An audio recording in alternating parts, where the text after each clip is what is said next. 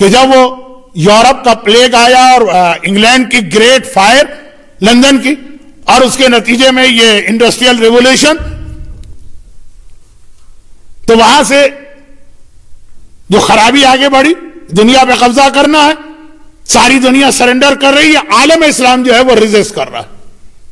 مسلمان اس وقت بہت بڑی پاور تھی، اوٹومن امپائر۔ سنا ہے کہ آج کل پاکستان ٹی وی پہ کوئی ایسا ڈرامہ دکھایا جا رہا ہے کہ سارے پاکستان میں اس کی وجہ سے تہلکہ مچا ہوا ہے۔ خیر مجھے نہیں پتا، اوٹومن امپائر ایک طاقت تھی، ریزسٹ کر رہے ہیں۔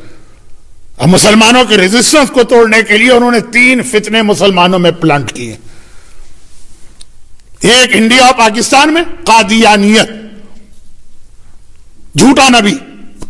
ایک ایران میں بابی اور بہائی مذہب، جھوٹا امام زمانہ، اور پھر بعد میں اس نے خدائی کا دعویٰ کیا۔ اور ایک عرب دنیا میں وہابیت۔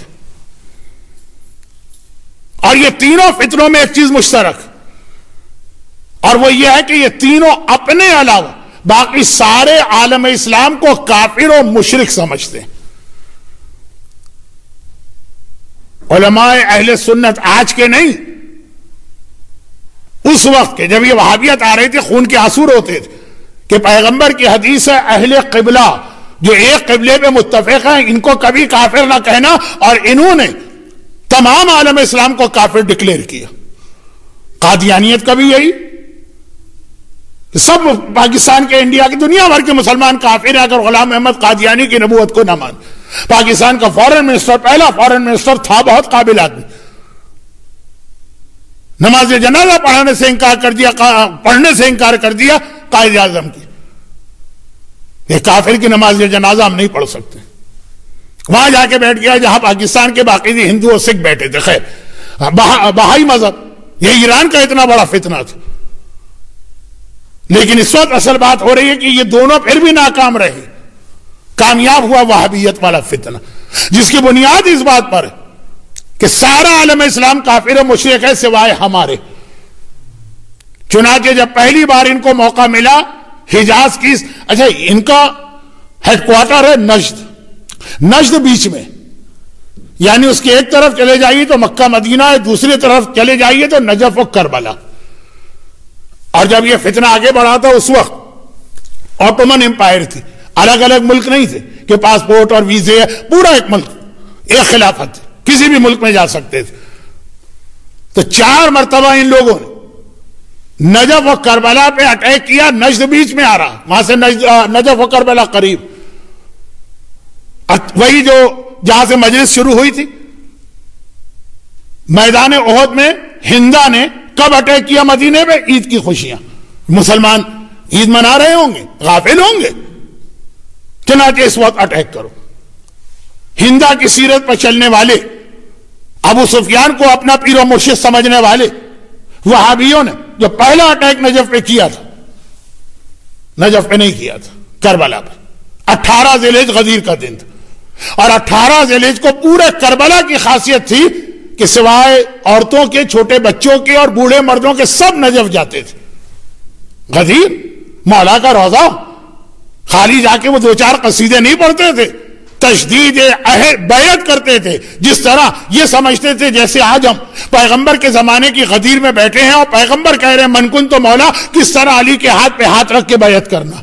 پورا کربلا خالی ہوتا تھا سوائے عورتوں کے، سوائے بچوں کے اور سوائے بوڑھے لوگوں کے۔ یہ جو ایسنشل سروسز، پہلا اٹیک وہاں ہوا، بقی بعد میں کربلا پہ اٹیک ہوا کیونکہ کربلا خالی۔ اس کے بعد یہ طریقہ ہوا کہ نہیں، ایسے موقعوں پہ بھی لوگ شہر خالی نہیں کرتے ہیں۔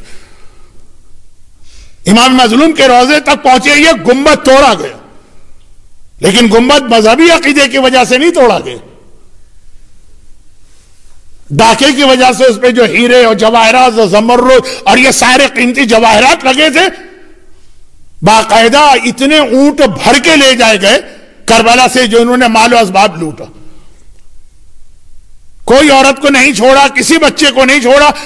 اسی مہینے، آج 31 مئی ہے نا، ابھی آدھی رات نہیں ہوئی، اسی مہینے افغانستان میں اس شیعہ ہاسپٹل پہ حملہ ہوا، میٹرنٹی ہوم میں، جہاں اور بھی پیشنٹ تھے، سب کو چھوڑ کے صرف پریگننٹ عورتوں کو یا نیو بورن بیبی کو نشانہ بنایا گیا شیعہ۔ یہ ہوا تھا کربلا میں، جو بعد میں اس کی رپورٹ تیار ہوئی. 22,000 کیجویلٹیز آج سے 200 سال پہلے کربلا میں ہوئی تھی. اور امام مظلوم کی زری کے قریب جس انداز سے بےہودہ حرکتیں کی گئی, ہمیں یزید کا مدینہ کا اٹیک یاد آ رہا.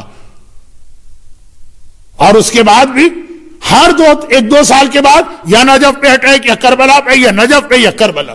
کتنے علماء, کتنے مراجع, کتنے مجتہدین, وہابیوں کا یہ حملہ تھا. یہ نجد ہے, نجد کے ایسٹ میں یہ آتا. اب پھر ویسٹ کی جانب چلے, اور بہت کم لوگوں کو معلوم ہے, لیکن یہ ایک فیکٹ ہے تاریخ کا. جنت البقیع پہ 2 مرتبہ انہوں نے اٹیک کیا ہے, 2 مرتبہ جنت البقیع کے روزے توڑے. جو فرسٹ ٹائم تھا یہ 1806 1807 تھا, اور 50 سال کے بعد وہ روزے دوبارہ تعمیر ہو گئے. اور پھر 1926 میں وہ اٹیک کیا جس پہ پروٹیسٹ کرنے کے لیے آج ہم یہاں پہ جمع ہوئے. آج ہمارے اس پروٹیسٹ کا مقصد دنیا کو بھی بتانا ہے, اور اس مچھلی, اس مینڈک یا پرندے کی سنت کی عمل کرنا. جب حضرت ابراہیم کو آگ میں پھینکا جا رہا ہے, وہ پرندہ اپنی چونچ سے پانی کے چند قطرے گرا رہا ہے آگ پر. پوچھا جا رہا, پاگل ہو رہے ہو, یا ایسی آگ تمہارے چند قطرے؟ کہا میرا مسئلہ یہ نہیں ہے کہ ان کو ختم کرو, میرا مسئلہ ہے کہ قیامت کے دن خدا سوال کرے گا کہ میرا خلیل تمہارے سامنے آگ میں جلتا رہا, تم نے کیا جواب دیا؟ جتنی میری کیپیسٹی. قیامت میں ہم سے سوال ہوگا. رسول کی بیٹی کا روزہ ٹوٹ گیا, امام حسن کے روزے کے اوپر بلڈوزر چلا دیے گئے, اولاد رسول کی توہین کی گئی, تم نے کیا کیا؟ آج کی یہ مجلس العصر سینٹر میلبرن میں اس سوال کے تفصیلی جواب کی ایک شق. یہ ہمارا اونلی ریپلائی نہیں, لیکن ہے کہ خدا بندہ جب وہ تاریخ آئی, ہم نے اپنا ایک پروٹیسٹ بھی ریکارڈ کرایا, باقی تو جو کچھ ہم کر رہے ہیں وہ کر ہی رہے. پہلا اٹیک جو تھا 1806, سر رچرڈ برٹن, بہت مشہور انگلینڈ کا سیاح ہے جس نے الف لیلہ کا عربین نائٹ کا انگلش ٹرانسلیشن کیا ہے. اس سے پہلے والا جو یہ مسلمان بن کے مکہ مدینے میں انٹر ہوا تھا, کیونکہ مکہ مدینے میں نان مسلم کو جانے کی پرمیشن نہیں تھی, تو اس نے اپنے آپ کو مسلمان شو کیا تھا. اس سے پہلے والا جو تھا وہ 1809 میں جنت مدینے گیا تھا. وہ کہتا تھا جنت البقیع میں انٹر ہوا ہوں تو مجھے ایسا لگا کہ کوئی ارتھکویک آیا ہے پوری بقیع انداز سے, جیسے کوئی زلزلہ آ جائے, ارتھکویک آ جائے, شہر تباہ ہو کے رہ جاتے ہیں. اس انداز سے سارے روزے ٹوٹے ہوئے اور منہدم پڑے ہوئے. مگر 50 سال کے بعد دوبارہ اس انداز سے یہ روزے بنے کہ آج آپ جس ڈیمولیشن کی یاد بنا رہے ہیں, وہ شاندار روزے, وہ تصویریں, وہ پکچر جو آپ کو انٹرنیٹ پہ اور ہر جگہ نظر آ رہی ہیں, یہ بعد کے بنے ہوئے روزے ہیں, فرسٹ ڈیمولیشن کے بعد. میرا اندازہ ہے کہ اگر آپ انٹرنیٹ پہ جائے, ویکیپیڈیا وغیرہ یا اور first demolition, second demolition type کریں تو پوری ہسٹری آ جائے گی. کل آپ یہی ایک کام کر لیجئے گا. تو وہابیت نے جب طاقت پکڑی تو پہلا اٹیک کیا تھا. لیکن جیسا کہ میں نے عرض کیا کہ بقیع میں تو پیغمبر کے جگر کے وہ ٹکڑے دفن کہ اس کی آگے تو ساری کائنات کی کوئی حیثیت نہیں. لیکن ان کے مظالم میں یہ بھی ہے کہ یہ پھر میدان احد گئے. جناب حمزہ کا روزہ تھا, جناب حمزہ کے روزے کو بھی ڈیمولش کیا گیا. وہی جو شروع تقریر میں نے کہا تھا کہ احد کی لڑائی کی ڈیٹس ہیں تو آج کی تاریخ سے بہت میچ کر رہا ہے احد کا واقعہ. میدان احد میں جناب حمزہ کی قبر پہ ظلم ہوا, شروع تقریر میں تھا ان کی باڈی پہ ظلم ہوا, میت پہ. اور آخر تقریر میں خالی میت نہیں, پورا روزہ بنا تھا شاندار, کس طرح سے تو توڑا گیا. جو لوگ بھی حج اور عمرہ کر کے آتے ہیں ان سے پوچھے آج جناب حمزہ کے روزے کی کیا حالت. اب ہم لوگ یہ تذکرہ اس لیے نہیں کرتے ہیں کہ اس سے ذرا سا بقیع کے روزوں کی اہمیت تھوڑی سی کم ہوتی نہ محسوس ہو, ایسا لگے دونوں ایکول نہیں. چہاردہ معصومین ہے, جناب حمزہ بعد میں آتے. اسی لیے حتیٰ ہمارے یہاں مکے کا جو قبرستان ہے, جیسے مدینہ کا جنت البقیع ہے, مکے کا جنت المالا ہے, وہ بھی بہت اہم. حضرت ابو طالب کا روزہ ہے, حضرت عبد المطلب کا روزہ ہے, حضرت خدیجہ طاہرہ کا روزہ ہے, ہماری اور آپ کی ماں. وہ بھی ان وہابیوں نے بقیع سے پہلے اٹیک کر کے ڈیمولش کیا. اس کا بھی دل چاہتا ہے بیان کا، لیکن یہ ہے کہ کہیں ایسا نہ بقی کے روزوں کی اہمیت ان کے برابر آ جائے. ہم ان میں سے ہر ایک کی عظمت کو مانتے ہیں، لیکن حسن مجتبیٰ سجاد ان کا رتبہ بلند. لیکن بہرحال جب مظالم کی بات آ رہی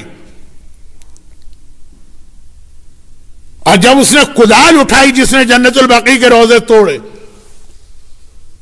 اور پلٹ کے دیکھا تھا رسول خدا کے روزے کا گنبد نظر آ رہا تھا، کہا تھا نا ھذا الصنم الاکبر، دنیا کا سب سے بڑا بت تو یہ ہے، پہلے اس کا خاتمہ کرنا. یہ وہ وہابی فکر ہے کہ اپنے ہاتھ میں عصا لے کے چلتا ہے. وہ مستحب ہے نا، جب آدمی 40 کا ہو جائے، 40 کراس کرے تو مستحب ہے کہ اپنے ہاتھ میں عصا لے کے چلو. کہا ھذا عصای افضل من محمد، یہ میرا جو عصا ہے نا یہ محمد سے افضل ہے، یا خیر من محمد سے بہتر، کیونکہ یہ مجھے فائدہ پہنچا رہا ہے. محمد کیا فائدہ پہنچا سکتا ہے؟ وہ تو قبر میں مل کے مٹی میں مل کے ختم ہو گیا. یہ تو فکر ہے اس مذہب کی. جہالت لا علمی. جب ان کی پہلی حکومت قائم ہوئی تھی، انہوں نے تمام مسلمانوں پر گریجولی حج کی پابندی لگانا شروع کی. 1806 میں بقیع پہ پہلا اٹیک ہوا جو حکومت قائم ہوئی تھی. 1806 اور 1807 عراق ایران کے حاجیوں پہ پابندی، وہ حج نہیں کر سکتے، کافر مکے میں نہیں آئے گا. 1808 اور 1809 شام اور مصر کے حاجیوں پہ پابندی، وہ کافر. تو کہ یہ حکومت ختم ہو گئی، کیونکہ اس وقت وہ مجھ سے نہیں پڑھا جاتا نام، کتنا مشکل ہے. تغلل جو آج کل بہت فیمس نام ہے، عثمانی خلافت قائم تھی. مصر سے اٹیک ہوا، ان کا خاتمہ ہو گیا. سارے مسلمان نجس تھے، کافر ہیں، ان کو آنے ہی نہیں دیں گے مکے مدینے میں، کیونکہ اصل مقصد وہی تھا کہ عالم اسلام کی میجورٹی کو کافر بنانا. یہ وہابیت آج بھی ہمارے سینے پر ہے. حالات کچھ بدل رہے ہیں لیکن ابھی اتنے بھی نہیں بدلے.